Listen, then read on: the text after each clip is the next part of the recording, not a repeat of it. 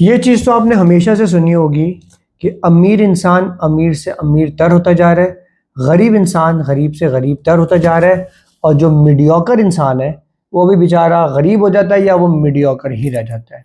उसकी रीज़न क्या है? उसकी रीज़न है सिर्फ़ और सिर्फ आपकी सोच, आपकी थिंकिंग प्रोसेस। आप किस चीज़ को किस तरह से लेके सोचते हैं। बहुत सारे ऐसे लोग हैं जिनकी सैलरीज़ या जिनकी इनकम जो है वो बहुत अच्छी है, लेकिन वो जहाँ पर कल थे, आज से 5 साल बाद भी वहीं होंगे और आज से 20 साल बाद भी वो लोग वहीं होंगे। उसकी रीज़न क्या है?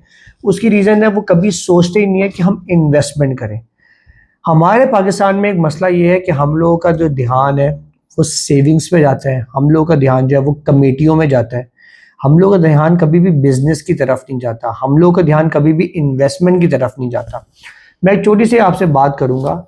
आप अगर आज फॉर एग्जांपल 5 लाख रुपए सेव करते हैं, तो आपको क्या लगता है कि 2 साल बाद वो जो 5 लाख की जो आज चीज़ आ रही है, क्या उसकी वही चीज़ कभी आएगी? कभी भी नहीं आएगी। हमेशा वो आपका जो पैसा है वो डी वैल्यू हो जाएगा। इसी तरह आप लोग ये जो कमेटियां डालते हैं, आप समझे आपने 2 साल की कमेटी डाली, 1.5 या 2 साल बाद आपकी कमेटी निकली, तो आपने जितने पैसे दिए थे आपको वो पैसे भी वापस नहीं मिले। किस तरह से? आपने फॉर एग्जांपल 2 लाख की कमेटी डाली थी, आपको जब 2 साल बाद 2 लाख रुपए मिले, तो ऐसा नहीं था कि उस 2 लाख की वो वैल्यू थी जो आज से 2 साल पहले भी थी।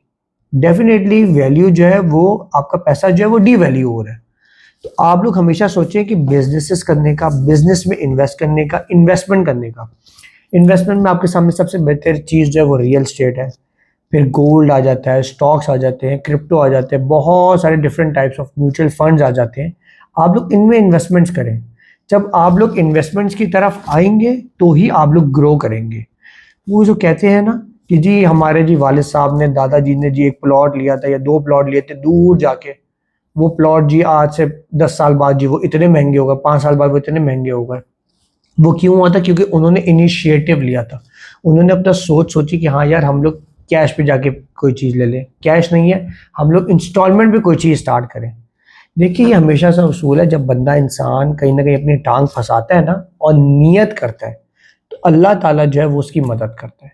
आप लोग नियत करें तो इंशाल्लाह आप लोग के काम हो जाएंगे। आप लोग सिर्फ इसी चीज़ में सोचते हैं कि जी हम पैसे कैसे निकालेंगे, हम जी किस्त कैसे निकालेंगे, उस चक्कर में आप लोग के कोई एसेट नहीं बन पाते। आप लोग जहाँ फंसे होते हैं आप लोग वहीं के वहीं ही रह जाते हैं। तो कोशिश करें कि एसेट्स बनाएं, मैक्सिमम इन्वेस्टमेंट्स करें। रियल एस्टेट एक बहुत अच्छी ऑप्शन है। पाकिस्तान में रियल एस्टेट ने अगले 2 3 4 साल में ग्रो ही करना है इंशाल्लाह। तो आप लोग इसकी तरफ आएँ, इंस्टॉलमेंट्स पे प्रोजेक्ट्स लें। इंस्टॉलमेंट कैश पे ले सकते हैं तो कैश पे ले, कैश पे नहीं ले सकते इंस्टॉलमेंट्स पे ले, लेकिन इन्वेस्टमेंट ज़रूर करें। जब आप लोग इन्वेस्टमेंट नहीं करते, आप लोग अपना माइंडसेट नहीं बनाते, तो आप लोग जहाँ कल थे आज भी वहीं खड़े हुए और आगे आने वाले 10 साल तक भी वहीं खड़े रहेंगे। क्यों? क्योंकि आप लोगों की जैसे जैसे इनकम बढ़ती है आप लोग के एक्सपेंस बढ़ जाते हैं, जबकि आप लोग इन्वेस्टमेंट की तरफ नहीं आते। तो काइंडली इन्वेस्टमेंट के बारे में ज़रूर सोचें। इन्वेस्टमेंट से रिलेटेड आपको कोई भी इंफॉर्मेशन चाहिए, आप लोग हमारी टीम के साथ रब्ता करें। जितना भी आपका बजट है, कैश पे लेना चाहते हैं आप वो भी डिस्कस करें, कैश पे नहीं लेना चाहते जितने पैसे हैं आप बताएंगे जी मेरे पास इतने पैसे हैं, मैं जी डाउन पेमेंट इतनी कर सकता हूँ, मैं जी मंथली इंस्टॉलमेंट इतनी दे सकता हूँ। तो आपकी फिजिबिलिटी के हिसाब से जो जो प्रोजेक्ट्स आपके अंडर आते होंगे, हमारी टीम आपके साथ वो डिटेल्स शेयर करेगी और वो डिटेल्स शेयर करके फिर आप लोग स्टेप लें। हमारा एक और मसला भी पाकिस्तान में ये है कि हम लोग एक डिसीजन लेना है और उससे पहले हम लोग 50 बंदों से मशवरा कर रहे होते हैं। इससे भी पूछ लो जी, उससे भी पूछ लो, अगले बंदे से पूछ लो, पिछले से पूछ लो। ये पूछते पूछते में ही वो चीज़ हो जाती है महंगी। फिर हम बोलते हैं ओहो ये तो चीज़ महंगी हो गई। तो ये चीज़ का ख्याल रखें। Choose a right developer, choose a right consultant for your investment.